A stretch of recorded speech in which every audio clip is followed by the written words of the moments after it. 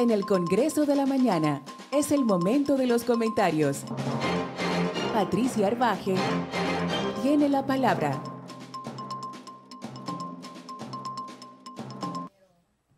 Bueno, y continuando con el desarrollo de nuestro programa, en mi turno en la curul, señora, que esto nosotros vamos un día lo que pasa detrás de cámara en el Congreso para que ustedes también disfruten un poquito. Mi tema en el día de hoy es relacionado a todo lo que hemos visto en la prensa con el tema de pastores, obispos, curas. Se hizo un programa en el fin de semana donde se hablaba de que el mal de la iglesia continúa y se propaga y que el comportamiento es reiterado, es abusivo, no solamente de los agresores, sino también en cuanto a una conducta de encubrimiento de la iglesia. Y yo me sentí un poco indignada, no porque soy parte de la iglesia católica, la comulgo, la milito, y se hablaba de ella, porque la mayoría de los casos en el reportaje del fin de semana eran de incumbentes de la iglesia católica, sino porque no podemos tildar como el mal de la iglesia por un comportamiento repetido de hombres, porque y entonces el mal de la sociedad con los hijos que matan sus padres, o el mal de la sociedad con los ladrones de bancos, o el mal de la sociedad con los agresores intrafamiliares, o el mal de la sociedad con los que hacen vandalismo y el tema de drogas. O sea, la conducta del hombre contraria al orden social está tipificada en el Código Penal. Y hay factores emocionales, está la salud mental, en fin. No es de la iglesia el mal de que el mayor o la figura de autoridad abuse emocional, sexual, psicológica de un menor o de un inferior o de no sé, o de alguien en el que ejerza poder. Es algo del hombre. ¿Qué de la iglesia pareciera? Es del hombre. Nosotros no podemos ponerle que es un mal de la iglesia, que en la iglesia sea una conducta repetida, igual que en la sociedad, porque ¿cuántos feminicidios no salen reportados? Que ya aclaramos que el término no es feminicidio, sino cuántos casos de violencia intrafamiliar. ¿Cuántos casos de conductores temerarios? Eso también es una conducta repetida en República Dominicana, donde la mayor cantidad de muertes por accidentes de tránsito. Nosotros tenemos una conducta de conductor temerario. Entonces, nosotros debemos de prestar atención, por supuesto, a esos comportamientos repetidos. Esa institución, evidentemente, debe de revisar, analizar, incluso darle un acompañamiento emocional y psicológico a esas figuras de autoridad que han estado involucrados, no solamente los que han estado involucrados, sino los que ejercen las mismas posiciones, para evitar que se repita.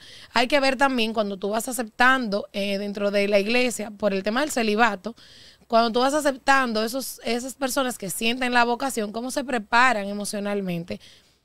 Abordar de esa manera los temas es el deber de los comunicadores y de quienes tenemos esto enfrente, que tenemos un poder.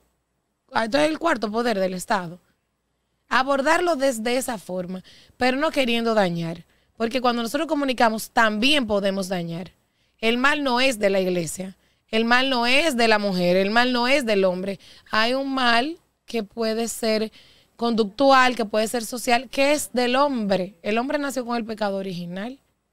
O sea, Adán y Eva, Abel y Caín. O sea, es una conducta que se debe de analizar, que se debe de corregir y que se debe de acompañar. Pero no le pongamos nombre. Bueno, yo quiero tomar un turno espacio, en mi turno. Un espacio en ese turno, un turno en su turno. Lo que pasa, Patricia, es que recuerda que si es una institución organizada, dirigida, con los parámetros muy específicos, como es en el caso de la Iglesia Católica principalmente, porque es una de las más, o la más ordenada. Yo creo que las dos más ordenadas son a nivel mundial, la Iglesia Católica y los Testigos de Jehová.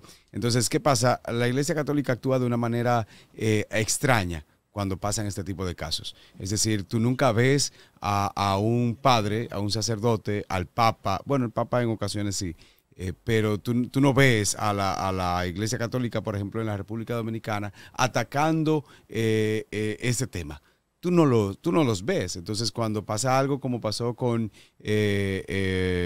Vesolowski, el nuncio apostólico, que muere de una manera extraña, como otras decenas más. Entonces tú dices, ven acá, ¿y qué es lo que pasa? Cuando tú ves al polaco que le llamaban Padre Alberto, que va a Polonia, y allá lo detienen, allá lo condenan y no permiten que lo condenen aquí. Entonces tú dices, ¿pero qué es lo que pasa? Entonces, no es solamente en la República Dominicana. En Estados Unidos también se critica esa forma. Y se ve, entonces ahí hay un punto, se ve como que la Iglesia Católica permite este tipo de casos. En el caso de la Iglesia Evangélica a veces también le falta enfatizar. No son la Iglesia, son los individuos. Sí, pero una cosa es el individuo y otra cosa entonces es el procedimiento interno que tú usas para castigar enfáticamente y también preservar para que ese tipo de cosas no sucedan. Sí es cierto que la sociedad es corrupta, pero como institución tú debes buscar la manera entonces de que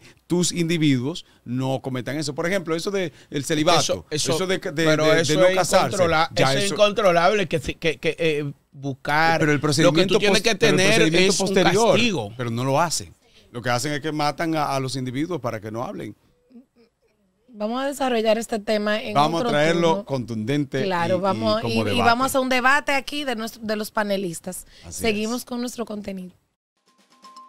El Congreso de la Mañana.